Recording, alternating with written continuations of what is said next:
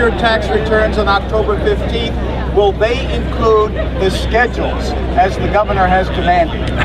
We will release our tax returns when they're prepared and filed on October 15th, and at that point we'll have released 4 years of our tax returns. And we outline in detail our tax rate, which my tax rate's the same as Pat Quinn's. But will they and the schedules, the detailed We'll release our returns on October 15th. Why do you not want to release those schedules, though, Bruce? What's the hazard in doing that? We've released far more information on our taxes than is required and that most folks have ever done. What do you think? And you know what? Here's the bottom line. Well, what about the Schedule A and the schedule? The real issue is we've fully paid our taxes. We follow all the rules and procedures. Pat Quinn's trying to create a bunch of mud in the air to try to create a diversion. Here's the bottom line. I pay taxes. I paid the same tax rate as Pat Quinn. Pat Quinn is different from me in one major way. He wants to raise taxes on the working families of Illinois, and I want to lower the taxes on the working families in Illinois. What do you think? I got to tell you, I've watched this party over the last few months as I've traveled. There's a lot of energy. There's a lot of excitement.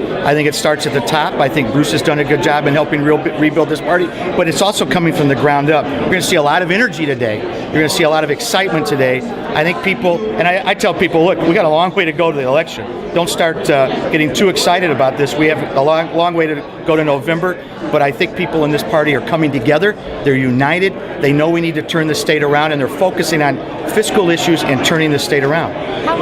Well, for one thing, I think they're more honest. My goodness, I had a laugh when I listened to their tagline yesterday, people are better off when Quinn is in.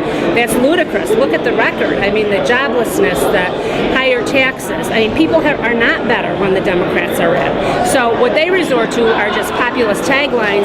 We're telling people what needs to happen in the state is what they do in their own house, and that is live within their means, don't spend more money than they have, and let people control as much of their money as they possibly can, not have the government take it. The guy at the top of your ticket is as much an outsider to this party as he is to the Democrats. How does that affect the race with someone at the top of your ticket who's an outsider?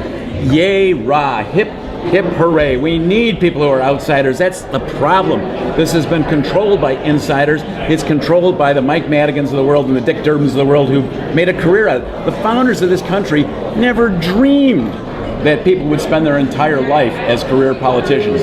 They believe that this should be a limited service. We should have citizen legislators. And you know what? Citizen legislators tend to vote in ways they think are good for the country and good for the state. Career politicians tend to vote in ways they think are good for their own reelection. But in my district that has 9 universities and colleges, in 8 community college districts, I want to make sure there are jobs available for those kids when they graduate. And I'm a dad. I just took my 17-year-old daughter on her first college visit on Monday.